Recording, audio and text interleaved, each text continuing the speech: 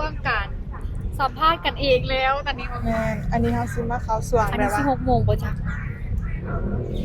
วันนี้ เดี๋ยว สิ 6 เขา โมง ช่วง บ่ไปยังเขาถ่ายคลิปแล้วเฮากับพอดีละ6 โมงเฮาก็ลุกยืนเลย วันนี้เฮาซื้อมาสัมผัสคาดองซาลาวน้ำกันเนาะซื้อมาทายเรื่องคาดองซาลาวน้ำกันนะ มาเด้อ1 2 3ค่อยเปิดคลิปพอกันสบายดีทุกคนยินดีต้อนรับเข้าสู่ช่องแต่งอันสาวลาวจ้ามื้อนี้เฮาก็มาอยู่ที่สวนจตุจักรเนาะทุกคนนี้เฮามากับสาวลาว3สาวนั่นเองมื้อนี้เฮาสิมาสัมภาษณ์เด้อมื้อนี้เฮาสิมาถ่ายถามว่าคาดองสาวลาวนี้จักบาทและเฮ็ดอีหยังได้แน่เนาะทุกคนเนาะนะมื้อนี้เฮาสิมาถามเด้อ คาดองซาลาว มาคนแรกก็เลยมาสิมาถามว่าเจ้าอยู่บ้านใดเมืองใดแขวงใดค่าดองจักบาทแล้วเฮ็ดอีหยังได้แน่มื้อนี้ ข้าดองบอกชื่อเมจีเดอร์เป็นสาวบริคำไซ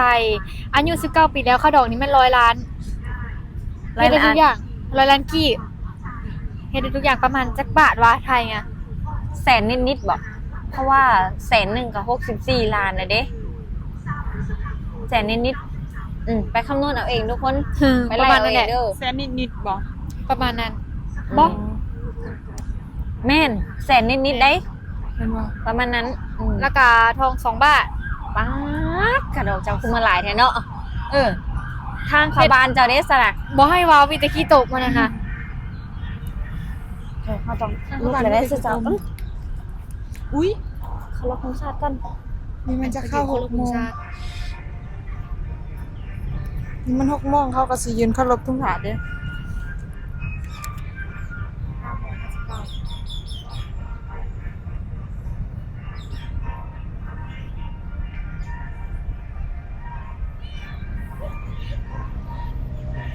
ให้คนสมาธิสั้นมายืนเอาไว้เนาะ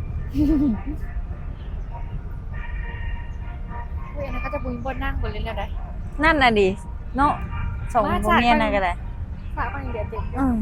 เขาเรียกไปแต่ไกลเขาว่าน้องนุ่น มาเด้เดี๋ยวทุกคนเขาเจ้าก็สิยืนแล้วเคารพธงชาติกัน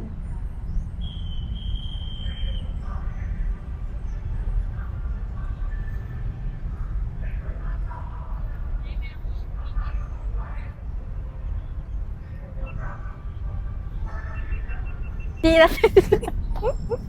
มันฟิตเนี่ยแต่จ้ะ มันตุ๊ดอยู่อ่ะ มันฟิตเนี่ยนะ โอ้ยตายแล้วใครตาเราเลยบ้านใครยันถึงดำเอาไม่ ไม่เขามาไม่ เริ่ม เริ่ม ไม่ขนมลอยล้านคำ2 บ้านนี้เฮ็ดอีหยังได้แน่ตื่นเช้าอยู่บ่ ตื่นเช้าอยู่ถ้าไปยุ่งเงินไม่ยากที่ยุ่งเงินเต็งก็ตื่นบ่เช้าปานใด แล้วเฮ็ดกับข้าวนี่เฮ็ดกินอีหยังเป็นแน่และแซ่บที่สุดเมนูที่แซ่บที่สุดที่จะเฮ็ดให้แม่ย่าหรือว่าอันแฟนกินนี่ก็คือ แกงตำหุ่ง บำหุ่ง แม่นเช้ากินตำหุ่งแรงกินตำหุ่งเที่ยงกินตำหุ่งตำหุ่ง ตำหุ่ง แม่น ตำหุ่งเป็นอย่างเดียว แม่น ตำหุ่งแกงหน่อไม้ บ่เป็นแกงหน่อไม้ฮะ แกงหน่อไม้บ่เป็นตำหุ่งได้อย่างเดียว แม่น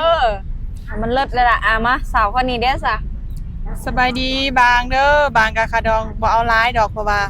ตอนนี้คำก็คืนอีหยังก็คืนย่านบ่ได้อีแน่เพราะว่าอายุก็เริ่มได้แล้ว25 ปีเด้ปีนี้เต็งเอา10 ล้านเลย 10 ล้าน 10 ล้าน10 ล้านแล้วก็คำน่าจะร้ายอยู่คำ2 บาท คำ2 บาท แม่แล้วก็งัวกินโตวหนึงหมูกินโตวหนึงไก่น้อย2 โตวแล้วก็เบี้ยหัน10ด่าง 10ร่าง แล้วก็ข้าวปุ้นหัน30 โด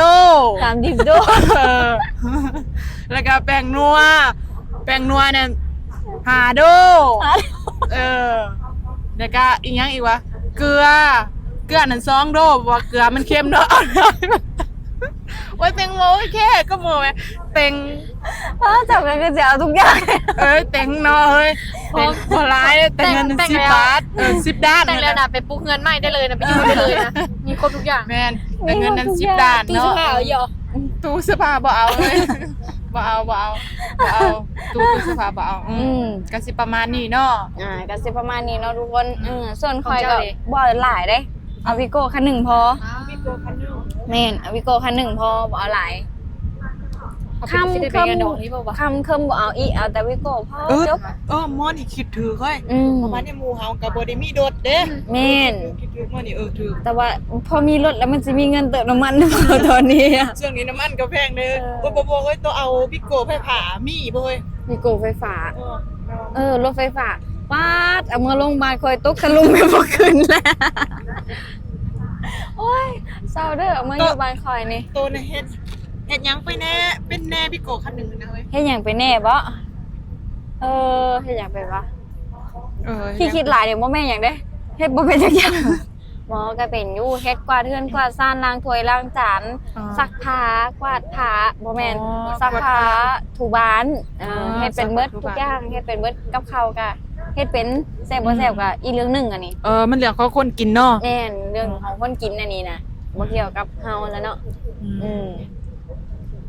ก็สิประมาณ แล้วสิว่าหยังต่อบ่ได้ได้อ ถึ ยู่ งบ่โอเคกับหมอบ่ดีคำใส่นี่เฮ้ยถึงก็บ่โอเคปานใดมื้อถ่ายคลิปถ่ายครับก็มีแต่นั่งหัวหมู่ หมู่ก็เลยจริงจัง หมู่ก็ดังสิเกิดกับ พอ หัว มัน ก่อน เข้ารถกรุงชาติหมู่ก็เลยจริงจังติดอยู่แต่ก็เลยสิโดดน้ำมากก็เพราะหมู่เนี่ย เป็นเนียว อืมแต่ เป็นบ่ตัดออกเลยแต่ที่ตัดคลิปก็บ่เป็นนี่ตึงบ่ ก็จะโดนน้ำมากกับบ่ไอ้บ้างนี่แหละ แล้วเต็งก็ตัดคลิปบ่เป็นเลยถ้าโดนก็แม่นเต็งตัดคลิปบ่เป็นบ่แม่นอีหยัง ติ๊กที่บอกยังละมันติ๊กที่บอกยังให้มันฮอด8 นาทีแล้ว เป็นเบาแล้วเราไปกัน ม แล้วก็บ่มีอย่างมาต่อนะแล้วก็อีกแล้วเนี่ย ไม่คิดบอกออกไงเนาะเราก็ได้คลิปนี้ก็โจะไว้ทั้ง โอเค1 2 3 คลิปนี้ คลิปนี้โอเค1 2 3โอ้คลิปนี้ก็ขอจบลงสำนีก่อนเด้อกระโจะไว้ก่อนมื้อหน้ามื้อไหนก็สิมาถ่ายให้ใหม่อันนี้เป็นครั้งแรกของบางเราสิมาถ่าย YouTube อีหยังที่บางเฮ็ดบ่ถือกันแนะนำได้เด้อพี่ๆเด้อหรือว่าสิแบบใดอีหยังเอ้ยมาแต่งมาตั้งตัว ฝา นี้ กกดไลค์กดแชร์กดติดตาม กดไลค์กดแชร์กดติดตามพวกเฮาในอยเด้อ แล้วก็อีกอย่างต่อล่ะฝากติดตามเพื่อนๆทุกคนก็คือติดตามเมจิพากินพาเที่ยวแต่งอ่อนสาวลาวนะคะแล้วก็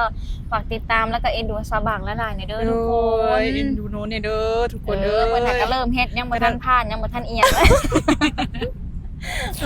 กระดังบ่ได้คลิปนี้ก็สิต้องแต่งๆในอยเด้อ แม่รู้ว่านั่นก็คือแบบอันเพิ่งจะครีเอเตอร์เพิ่งฮัดเฮ็ด แม่ ยูทูบเบอร์เนาะยูทูบเบอร์ แม่ เพิ่งฮัดเป็นยูทูบเบอร์ครั้งแรกเนาะ แม่ทุกท่าน มีอย่างก็แนะนำสาวบางใดแล้วก็ถ้าว่าอีหยังผิดพลาดก็ต้องขอโทษขออภัยนํเด้อไปเด้อทุกคนบ๊ายบาย บ๊ายบา